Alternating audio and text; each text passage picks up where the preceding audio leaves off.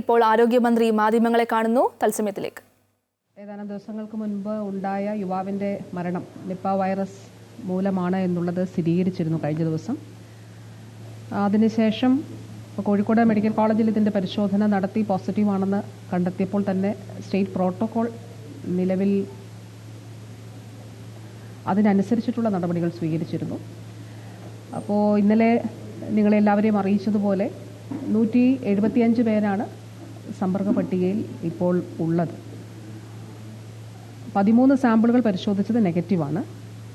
അതിനുശേഷം ഇന്ന് high risk കാറ്റഗറിയിൽ ഉൾപ്പെട്ടിട്ടുള്ളത്, അതായത് ഹയസ്റ്റ് റിസ്ക് ഉള്ളതായിട്ട് കണ്ടെത്തിയിട്ടുള്ളത് 26 പേരെയാണ്. അപ്പോൾ നിപ്പയെ സംബന്ധിച്ചിടത്തോളം, നിപ്പ വൈറസ് രോഗബാധയെ സംബന്ധിച്ചിടത്തോളം തീവ്രമായ രോഗലക്ഷണങ്ങൾ ഉണ്ടാകുന്ന സമയത്താണ് രോഗവ്യാപനം ഉണ്ടാകുന്നുണ്ടെങ്കിൽ അതിനുള്ള സാധ്യതയുള്ളത്. അപ്പോൾ 8-9 ദിവസങ്ങളിലാണ് ഏറ്റവും കൂടുതൽ തീവ്രമായ രോഗലക്ഷണങ്ങൾ ഉണ്ടായിരുന്ന ദിവസങ്ങൾ, 7, 8, 9. അപ്പോൾ ആ ദിവസങ്ങളിൽ ഏറ്റവും ക്ലോസ് കോണ്ടാക്റ്റായിട്ട് ഉണ്ടായിരുന്നവർ, അവർക്കാണ് കൂടുതലായിട്ട് സാധ്യത ഉള്ളത്. അപ്പോൾ അതിനനുസരിച്ചിട്ടാണ് ഈ ഹയസ്റ്റ് റിസ്ക്, ഹൈ റിസ്കിൽ തന്നെ ഒന്നുകൂടി ഫിൽട്ടർ ചെയ്ത് ഹയസ്റ്റ് റിസ്ക് ആയിട്ടുള്ളവരെ കണ്ടെത്തിയിട്ടുണ്ട്. അത് 26 പേരാണ്. ആ 26 പേർക്ക് ആവശ്യമായിട്ടുള്ള പ്രതിരോധ മരുന്നുകൾ ഉൾപ്പെടെ നൽകുന്ന നടപടികളും സ്വീകരിച്ചിട്ടുണ്ട്. ഇതുമായി ബന്ധപ്പെട്ട് ഇതിനോടകം തന്നെ പറഞ്ഞിട്ടുള്ളതുപോലെ പൊതുജനാരോഗ്യ പ്രവർത്തനങ്ങളുടെ ഭാഗമായി ഫീൽഡിൽ മെഡിക്കൽ ഓഫീസർ ഉൾപ്പെടെ മറ്റ് പൊതുജനാരോഗ്യ പ്രവർത്തകർ ഉൾപ്പെടെ ആശമാർ വരെ അവർ നടത്തിയൊരു ഇടപെടലിൻ്റെയൊക്കെ ഭാഗമായി അന്ന് തന്നെ 8-ാം തീയതി തന്നെ അവിടെ ഫീവർ സർവേ നടത്തിയിരുന്നു. അപ്പോൾ ഇത് സംബന്ധിച്ച് നിലവിൽ ആശങ്കപ്പെടേണ്ട സാഹചര്യമില്ല. ഒരു രോഗവ്യാപനമില്ല എന്നുള്ളത് ഉറപ്പാക്കുന്നതിന് വേണ്ടിയിട്ടാണ് നമ്മൾ ശ്രമിക്കുന്നത്. രണ്ടാമതൊരാൾക്ക് രോഗമുണ്ടോ, ഉണ്ടെങ്കിൽ അത് നമുക്ക് കണ്ടെത്തേണ്ടതായിട്ടുണ്ട്. രോഗവ്യാപനം തടയേണ്ടതായിട്ടുണ്ട്. അപ്പോൾ അതിനു വേണ്ടിയിട്ടുള്ള പരിശ്രമമാണ് ഇപ്പോൾ ആരോഗ്യ വകുപ്പ് നടത്തുന്നത്.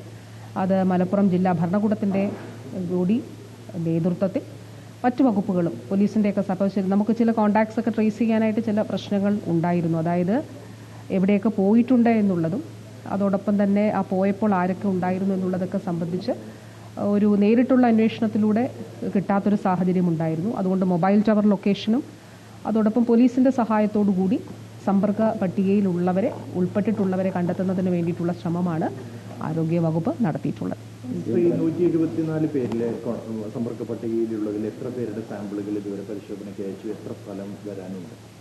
നമുക്ക് ഇന്നലെ പരിശോധിച്ചത് 13 സാമ്പിളുകളാണ്. 13 സാമ്പിളുകളും നെഗറ്റീവാണ്. അപ്പോൾ നമ്മളിതിൽ പരിശോധിക്കുന്നത് 2-3 കാര്യങ്ങൾ ഇതിൻ്റെ ഭാഗമായിട്ടുണ്ട്. ഒന്ന്, ഈ സമ്പർക്ക പട്ടികയിലുള്ള ഹൈ റിസ്ക് ആയിട്ടുള്ളവരുടെ സാമ്പിളുകളാണ് നമ്മൾ എടുക്കുക. ഇനി സമ്പർക്ക പട്ടികയിലുള്ള ആർക്കെങ്കിലും, അതിൻ്റെ ഒരു സെക്കൻഡറി കോണ്ടാക്റ്റും ആകട്ടെ, സെക്കൻഡറി കോണ്ടാക്റ്റിലുള്ളവർക്കും രോഗലക്ഷണങ്ങൾ ഉണ്ടെങ്കിൽ എല്ലാവരുടെ സാമ്പിളും എടുക്കും. അപ്പോൾ ഹൈ റിസ്ക് ആയിട്ടുള്ളവരുടെ എല്ലാ സാമ്പിളുകൾ എടുക്കുക, രോഗലക്ഷണമുള്ളവരുടെ സാമ്പിളുകൾ എടുക്കുക എന്നുള്ള നിലയാണ്. അതാണ് നമ്മുടെ പ്രോട്ടോക്കോളിൻ്റെ ഭാഗമായിട്ട് നമ്മൾ സ്വീകരിച്ചു പോരുന്ന ഒരു രീതി. ഇന്നലെ 13 പേരുടെ സാമ്പിളുകളാണ് എടുത്തത്. അതിൽ ഹയസ്റ്റ് റിസ്ക് ഉള്ളവരുണ്ട്, ചിലർക്ക് ചെറിയ തൊണ്ടവേദന, പിന്നെ ഹൈ റിസ്ക് കോണ്ടാക്റ്റ് ആയിട്ടുള്ളവർക്ക് സ്വാഭാവികമായിട്ടുണ്ടാകുന്നൊരു ഭയവും ഉണ്ട്. അപ്പോൾ അതിൻ്റെ അടിസ്ഥാനത്തിൽ അസിംറ്റമാറ്റിക് ആയിട്ടുള്ളവരും ഈ 13 പേരുടെ ലിസ്റ്റിൽ ഉൾപ്പെട്ടിട്ടുണ്ട്. അപ്പോൾ അവരുടെ 13 പേരുടെയും സാമ്പിളുകൾ മഞ്ചേരി മെഡിക്കൽ കോളേജിലാണ് പരിശോധിച്ചത്. അത് നെഗറ്റീവായിട്ട് വന്നിട്ടുണ്ട്. ഇന്ന് നമ്മൾ കൂടുതൽ ആളുകളുടെ സാമ്പിൾ എടുക്കും. രണ്ടാമത്തെ ഒരു കാര്യം ഇതുമായി ബന്ധപ്പെട്ടിട്ടുള്ളത്, ഞാൻ പറഞ്ഞതുപോലെ ഇപ്പോൾ ഒരു മീഡിയം ഇൻക്യുബേഷൻ ടൈമുണ്ട്. അതായത് ഈ രോഗിക്ക് തീവ്ര രോഗലക്ഷണമുള്ള ഒരു സമയത്ത് ഉണ്ടായിട്ടുള്ളൊരു കോണ്ടാക്റ്റിൽ നിന്ന് വൈറസ് ബാധ ഉണ്ടായിട്ടുണ്ടെങ്കിൽ ഒരു 9 മുതൽ ഉള്ള ദിവസങ്ങളിലാണ് രോഗലക്ഷണങ്ങൾ ഉണ്ടാവുക. അതാണ് ഒരു മീഡിയം ഇൻക്യുബേഷൻ ടൈം. നമ്മുടെ ഒരു മുൻകാല അനുഭവത്തിൻ്റെ കൂടി അടിസ്ഥാനത്തിൽ 9-10 ദിവസങ്ങളിലൊക്കെയാണ് ഉണ്ടാവുക. അങ്ങനെയാണെങ്കിൽ ഇന്ന്, നാളെ, മറ്റന്നാളൊക്കെയാണ് ആ നിലയിൽ രോഗലക്ഷണങ്ങൾ ഉണ്ടാകാൻ സാധ്യതയുള്ളത്. രോഗമുണ്ടാകാനുള്ള സാധ്യത വളരെ കുറവാണ് എന്നുള്ളത് ആരോഗ്യ പ്രവർത്തകർ തന്നെ പറയുന്നുണ്ട്. ഇപ്പോൾ രോഗവ്യാപനം ഉണ്ടാകാനുള്ളൊരു ഏറ്റവും സാധ്യതയുള്ളൊരു സമയം അവർ ഐഡൻറ്റിഫൈ ചെയ്തിട്ടുണ്ട്. ആ സമയത്തുള്ള മുഴുവൻ ആളുകളെയും CCTV ദൃശ്യങ്ങളുടെ കൂടി സഹായത്തോടു കൂടി ഐഡൻറ്റിഫൈ ചെയ്ത് ഒരാളെ പോലും വിട്ടുപോയിട്ടില്ല എന്നുള്ളത് ഉറപ്പാക്കി അവരെ കണ്ടെത്തി അവർക്ക് ഈ പറഞ്ഞതുപോലെ പ്രതിരോധ മരുന്ന് നൽകുന്നതിന് വേണ്ടിയിട്ടുള്ള നടപടി സ്വീകരിച്ചിട്ടുണ്ട്. അതുകൊണ്ട് ആരോഗ്യവകുപ്പ് ജാഗ്രതയോടെയുള്ള പ്രവർത്തനമാണ് നടത്തുന്നത്. ഈ ദിവസങ്ങളിൽ ആർക്കെങ്കിലും രോഗലക്ഷണങ്ങൾ ഉണ്ടെങ്കിൽ രോഗലക്ഷണമുള്ള മുഴുവൻ ആളുകളുടെയും സാമ്പിളുകൾ പരിശോധിക്കും. അപ്പോൾ അതിന് വേണ്ടിയിട്ടുള്ള എല്ലാ സൗകര്യങ്ങളും നമ്മൾ ഏർപ്പെടുത്തിയിട്ടുണ്ട്. കേന്ദ്ര ആരോഗ്യ മന്ത്രാലയവുമായി ഈ വിഷയം ഡിസ്കസ് ചെയ്തോ? എന്താണ് ഒരു പ്രതികരണം അവരുടെ ഭാഗത്ത്? ഇതിൽ ഇപ്പോൾ ഈ യുവാവ് മറ്റൊരു സംസ്ഥാനത്ത് ബാംഗ്ലൂരിൽ പഠിക്കുന്നത് കൊണ്ട് സ്വാഭാവികമായിട്ടും കർണാടക സർക്കാരുമായിട്ട് അവിടുത്തെ ആരോഗ്യ വകുപ്പുമായിട്ടും ആരോഗ്യ പ്രവർത്തകരുമായിട്ടും ഡയറക്ടർ തലത്തിലുള്ള അവർ ആശയവിനിമയം നടത്തിയിരുന്നു. അതുപോലെ കേന്ദ്രത്തിൻ്റേതായിട്ട് രണ്ട് സംസ്ഥാനങ്ങളിലെയും ആരോഗ്യ പ്രവർത്തകരെ ഉൾപ്പെടുത്തിക്കൊണ്ടുള്ള ഒരു മീറ്റിങ്ങും നടത്തിയിരുന്നു. കാരണം അവിടെ പഠിക്കുന്ന വിദ്യാർത്ഥി ആയതുകൊണ്ട് ആ നിലയിലുള്ളൊരു മീറ്റിംഗ് നടത്തിയിരുന്നു. അപ്പോൾ അവരുമായിട്ട് കൂടി കർണാടക സ്റ്റേറ്റുമായിട്ട് കൂടി അവരുടെ ആരോഗ്യ വകുപ്പുമായിട്ട് കൂടി സഹകരിച്ചുകൊണ്ട് ആദ്യം നമുക്ക് ആ ഇൻസ്റ്റിറ്റ്യൂട്ട് ലൊക്കേറ്റ് ചെയ്യുക, അവിടെ ആരൊക്കെയുണ്ട്, ക്ലോസ് ഫ്രണ്ട്സ് ആരൊക്കെയുണ്ട്, കാരണം ആ ഒരു ഹിസ്റ്ററി കൂടി നമുക്ക് ട്രേസ് ചെയ്യണമല്ലോ. 21 ദിവസമാണ് ഇൻക്യുബേഷൻ പീരീഡ്. അപ്പോൾ അതുകൊണ്ട് അതുകൂടി ശേഖരിച്ചിട്ടുണ്ട്. അതിൻ്റെ അടിസ്ഥാനത്തിൽ അവരുമായിട്ടൊരു സഹകരണവും ആശയവിനിമയവും അതിൻ്റെ ഭാഗമായിട്ട് നടക്കുന്നുണ്ട്.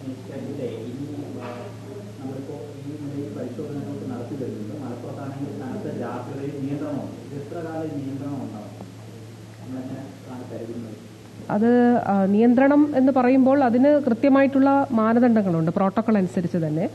അതായത് ഇപ്പോൾ നമ്മൾ കൺട്രോൾ റൂം പ്രവർത്തനം ആരംഭിച്ചിട്ടുണ്ട്. അപ്പോൾ ഈ രോഗിയുമായിട്ട് അല്ലെങ്കിൽ അവസാനം രോഗം റിപ്പോർട്ട് ചെയ്ത ദിവസം മുതൽ 21 ദിവസമാണ് ഇൻക്യുബേഷൻ പീരീഡ്. അതായത് 21 ദിവസങ്ങൾക്കുള്ളിൽ എപ്പോൾ വേണമെങ്കിലും ഒരാൾക്ക് രോഗലക്ഷണം ഉണ്ടാകാം. കേരളം നമ്മുടെ പ്രോട്ടോക്കോൾ അനുസരിച്ച് ഡബിൾ ദ ഇൻക്യുബേഷൻ പീരീഡ്, ഈ ഇൻക്യുബേഷൻ പീരീഡ് ആയിട്ടുള്ള 21 ദിവസത്തിൻ്റെ ഇരട്ടി ദിവസം 42 ദിവസമാണ് നമ്മളുടെ ഫീൽഡ് തലത്തിലുള്ള ജാഗ്രത തുടരുക. ആ ജാഗ്രത തുടരുക എന്നുള്ളതിൻ്റെ അർത്ഥം കണ്ടെയ്ൻമെൻറ് സോൺ 42 ദിവസം ആകണമെന്നുള്ളതല്ല. അപ്പോൾ അത് നമ്മൾ ഗ്രാജുവലി സാവധാനം ഇപ്പോൾ പരിശോധന, ഇപ്പോൾ ഹൈ റിസ്ക് കോൺടാക്റ്റിലുള്ളവരുടെയൊക്കെ സാമ്പിളുകൾ പരിശോധിച്ചു. അവരുടെ ഈ ഞാൻ നേരത്തെ പറഞ്ഞ മീഡിയ ഇൻക്യുബേഷൻ്റെ രോഗം വരാൻ സാധ്യതയുള്ളൊരു സമയമൊക്കെ കഴിഞ്ഞിട്ടുണ്ടെങ്കിൽ സ്വാഭാവികമായിട്ടും അതിനനുസരിച്ചിട്ടുള്ള ഇളവുകൾ അതിനനുസരിച്ച് നൽകും. രണ്ടാമതൊരാൾക്ക് രോഗം ഉണ്ടാകാതിരിക്കട്ടെ എന്നുള്ളത് തന്നെയാണ് നാം എല്ലാവരും ആഗ്രഹിക്കുന്നത്, അങ്ങനെയാണ് പ്രതീക്ഷിക്കുന്നത്. അപ്പോൾ അതിനനുസരിച്ച് സ്വാഭാവികമായിട്ട് ഇനിയുള്ള സാമ്പിളുകൾ കൂടി പരിശോധിക്കുന്നതിൻ്റെ അടിസ്ഥാനത്തിലായിരിക്കും ഈ കാര്യങ്ങൾ നിശ്ചയിക്കപ്പെടുക.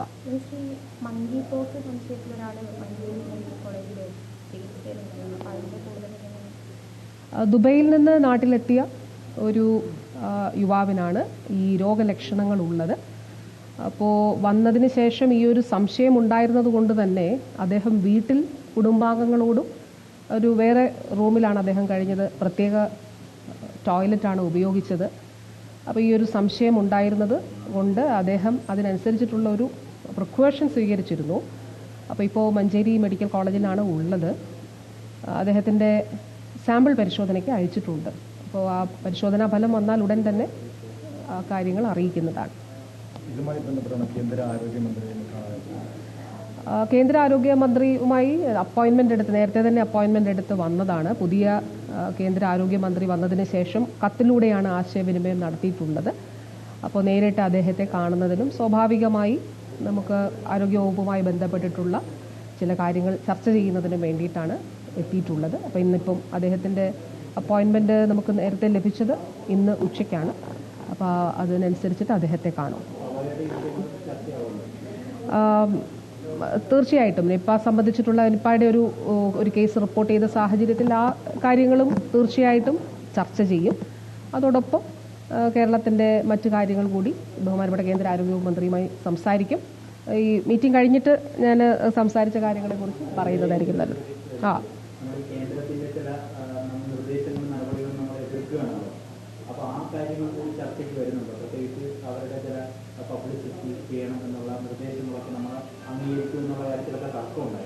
അല്ല, അതൊക്കെ നമ്മൾ പരിഹരിച്ചല്ലോ. അതായത് നമുക്കത് കോബ്രാൻഡിങ് സംബന്ധിച്ച കാര്യങ്ങളൊക്കെ ആയിരുന്നു. ആ കാര്യങ്ങളൊക്കെ പരിഹരിച്ചിട്ടുള്ള നടപടികളാണ്, ആശയവിനിമയം നടത്തി അത് പരിഹരിച്ചിട്ടുള്ള നടപടികളാണ് സ്വീകരിച്ചിട്ടുള്ളത്.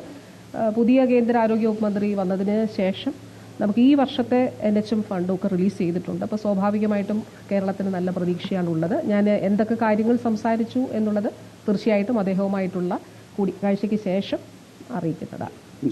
ഈ വയനാട് ദുരിതബാധിതർക്കായി സർക്കാർ ചെലവഴിച്ച പണം സംബന്ധിച്ച് ചില ആക്ഷേപങ്ങൾ അല്ലെങ്കിൽ ചില കുരുത്തക്കേടുകൾ ഇതിനോടകം തന്നെ വന്നിട്ടുണ്ട്. മിനിസ്റ്ററുടെ ഒരു നോട്ടത്തിൽ എങ്ങനെയാണത്?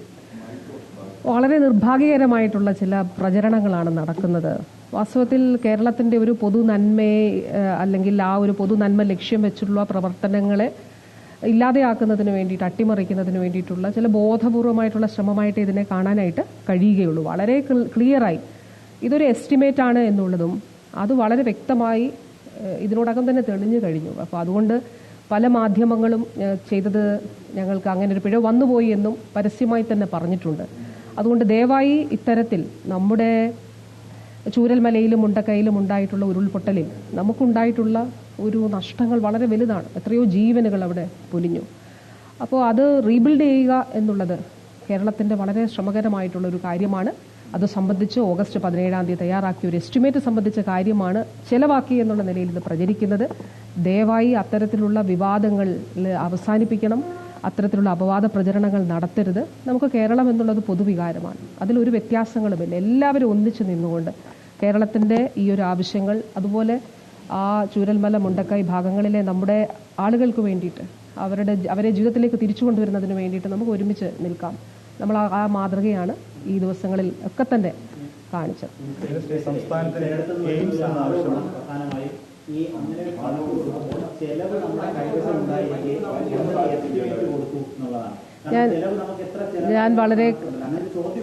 ഞാൻ വളരെ ക്ലിയറായി പറഞ്ഞല്ലോ. ഓഗസ്റ്റ് 17 എന്ന് പറയുമ്പോൾ എത്ര ദിവസം എന്ന് സംബന്ധിച്ച് സാധാരണ കൊടുക്കുന്നത് ഒരു എസ്റ്റിമേറ്റാണ്. ആ എസ്റ്റിമേറ്റിനെ സംബന്ധിച്ചാണ് ഇത് ചെലവാക്കിയെന്ന് സംബന്ധിച്ച് പറയുന്നത്. ദയവായി അതിൽ നിന്ന് പിൻവാങ്ങണം. നമുക്ക് ഒറ്റക്കെട്ടായി, കേരളത്തിന് വേണ്ടിയിട്ടാണ് നമ്മൾ പ്രവർത്തിക്കുന്നത്. അപ്പോൾ ഒറ്റക്കെട്ടായി നമുക്ക് നിൽക്കാം. അതിന് എല്ലാവരും ഒന്നിച്ച് നിന്നുകൊണ്ട് ഇത്തരത്തിലുള്ള തെറ്റായ പ്രചരണങ്ങൾ നടത്തരുത് എന്ന് അഭ്യർത്ഥിക്കുന്നു. ഒറ്റ കാര്യം കൂടി, സംസ്ഥാനത്തിന്റെ എയിംസ് എന്ന ആവശ്യം അത് ഇന്നത്തെ ചർച്ചയിൽ അല്ലെങ്കിൽ ഇന്നത്തെ കൂടിക്കാഴ്ചയിൽ ചർച്ചയാകും. സ്വാഭാവികമായിട്ടും അതുൾപ്പെടെയുള്ള കാര്യങ്ങൾ സംസാരിക്കും.